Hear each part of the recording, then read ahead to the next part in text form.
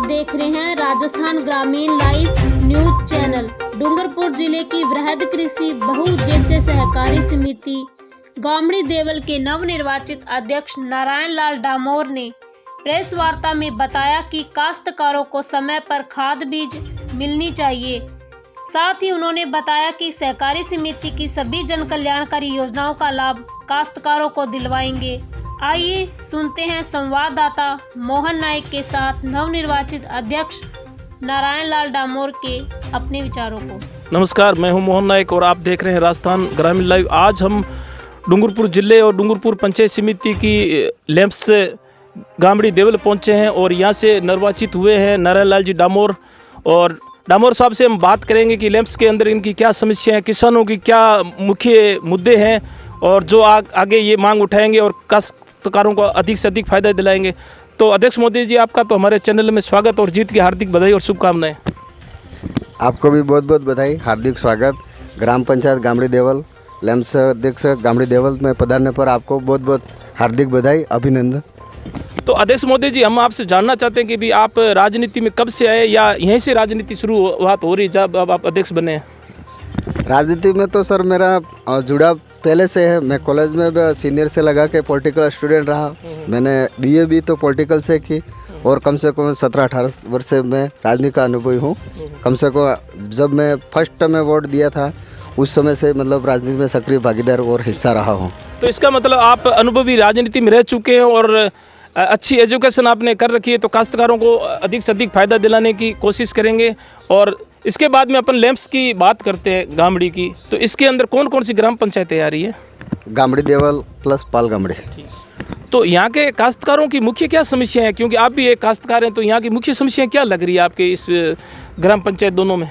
यहाँ की मुख्य समस्या सब क्या है, जैसे अपने यहाँ पे क्या ट्राइबल बेल्ट है, पहाड़ी क्षेत्र, उसमें क्या उन्नत किस्म का बीज नहीं मिलता समय पर और समय पर खाद भी नहीं मिल पाता है।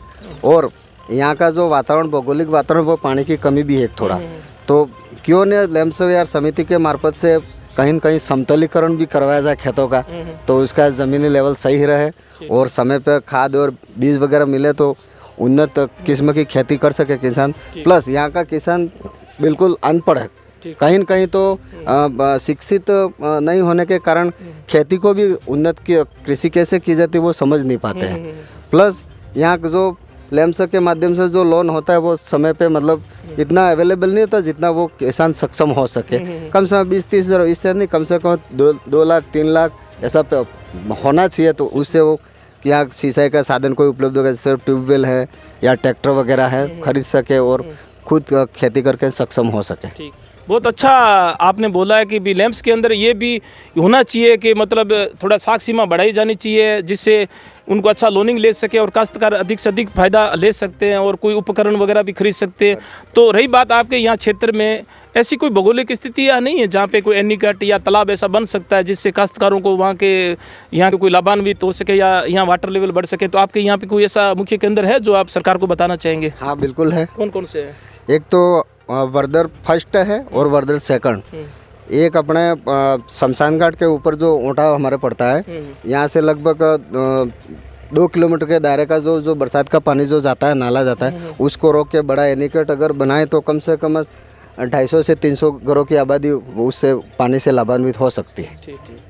क्योंकि ये काम आपका तो नहीं है, आपके कार्य क्षेत्र में नहीं है, मगर आप इसको करवा सकते हैं। ग्राम पंचायत नरेगा में लेके भी कर सकती है और नेता लोग भी अगर थोड़ा ध्यान दे तो भी कर सकते हैं। तो इसके बाद में आपके जो यहाँ काश्तकार ऋणी है तो उनको लोन से जोड़ेंगे या उनको लोन दिलवाएंगे, कैसे क्या है वो भी सोच रहे होंगे। नारायण लाल जी डामोर साहब हमारे यहाँ से अध्यक्ष बने तो हम भी लैंप्स से कोई न कोई फायदा मिलेगा, तो ऐसे लोगों को जोड़ेंगे? बिल्कुल जोड़ेंगे साहब, 100.1%। ऐसा कोई काश्तकार नहीं रहेगा जो ऋणी है, उसको मैं उनको लोन की मुख्य तरह से जोड़ूंगा और समिति के बारे में उनको बताऊंगा कि भाई 6 महीने में आपको मतलब वापस फिंगर लगाना, नए पुराना करना है। और अगर किसान मान लो कहता है कि अगर मुझे दुकान का लोन चाहिए या मुझे कोई मान लो ट्रैक्टर वगैरह या कोई वाहन वगैरह खरीदने के लिए मुझे लोन चाहिए, तो उसके लिए भी अपन ज़िले लेवल पे भी जाके फिर अधिकारियों से, कर्मचारियों से बैठ के बात करेंगे और कम से कम जितना हो सके गरीब से गरीब इंसान की सेवा करने के लिए अपन तत्पर रहेंगे और पूरे गाँव पाल को साथ में लेके चलेंगे। समिति के हमारे जितने भी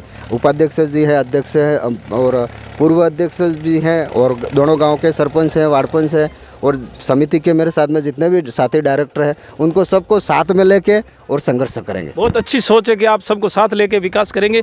तो इसके बाद में अभी लेम्सों के अंदर पशु ऋण भी दिया जा रहा है, इसकी क्या प्रोसीजर है या कितने लोगों को आप दिला चुके हैं?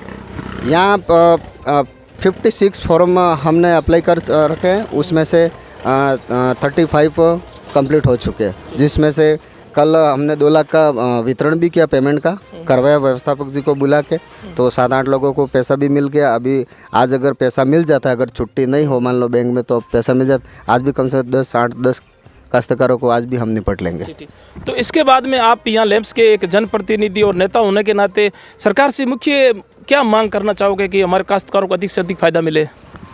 अधिक से अधिक तो ये है साहब के समय पे हमारे यहाँ पे खाद बीज उपलब्ध होए और उन्नत किस्म का बढ़िया क्वालिटी और किस्म का खाद और बीज उपलब्ध, इससे किसान मतलब अच्छी मतलब फसल पैदावारी कर सके। और यहाँ का हमारा जो थोड़ा दुधारू भी है एरिया, थोड़ा मतलब गाय भैंस वगैरह भी है, अगर समिति के मार्फत से अगर कहीं वो उनका गाय भैंस के लिए अगर वो पौसार मिल जाता है तो समिति मार्फत वितरण कर सकते हैं हम। और तो इसके बाद में आपका यहाँ पे पशु ज़्यादा रखते हैं लोग, क्योंकि खेतीबाड़ी वाले काश्तकार है तो पशुधन भी रख रहे होंगे, तो यहाँ पे डेयरी वगैरह भी है दूध के लिए, या इसमें हो जाए तो आप ऐसा कुछ करना चाहेंगे? बिल्कुल, अगर यहाँ डेयरी केंद्र खुल जाता है तो बढ़िया रहता है। हमारे यहाँ से कम 20-30 किलो दूध मेरे पड़ोस में मेरे भाई साहब है, वो भी तो यहाँ से 2 किलोमीटर दूर जाके कहीं पिकअप में भरवाते हैं, और वो शायद साबर डेयरी में जा रहा है या कहीं जा रहा है। तो यहाँ अगर डेयरी को अगर खुल जाती है तो यहाँ के जितने भी हमारे गरीब किसान भाई हैं जो दुधारू पशु रखते हैं उनको अच्छा बेनिफिट रहेगा, और यहाँ उनको न तो कहीं ज़्यादा खर्चा करके दूध बेचने की ज़रूरत नहीं पड़ेगी, यहाँ इनका स्वयं का भी मतलब यहाँ खर्चा मतलब निकल जाएगा और यही मतलब संचालन होता रहेगा। तो साहब हमें समय देने के लिए धन्यवाद। आपको भी बहुत बहुत धन्यवाद। आप ग्राम पंचायत गामड़ी देवल पालगमड़ी में पधारे और लेम्स चेयरमैन होने के नाते आपको बहुत बहुत धन्यवाद, आभार, अभिनंदन। तो ये है नारायण लाल जी डामोर, जिन्होंने बहुत अच्छे विचार अपने हमारे साथ शेयर किए हैं कि काश्तकारों को यहाँ पे उन्नत किस्म के बीज वगैरह अगर समय पे मिले तो काश्तकार और भी लाभान्वित हो सकते हैं। और इसके साथ में पशु रखते हैं काश्तकार तो उनके लिए मतलब पशुओं के लिए अगर पोसार की भी व्यवस्था अगर लेम्स में हो तो भी अच्छी इनकम कर सकते हैं। और इसके बाद में पशु रख रहे हैं तो पशुओं के लिए जो दूध उत्पादन कर रहे हैं यहाँ से कृषक, तो वो बाहर जाके बेच रहे हैं, तो वो दूध गुजरात जा रहा है। अगर यहाँ पे इनके लेम्स के पास में या आसपास के क्षेत्र में अगर दूध डेयरी भी सरकार खोलती है तो यहाँ के काश्तकार लाभान्वित हो सकते हैं।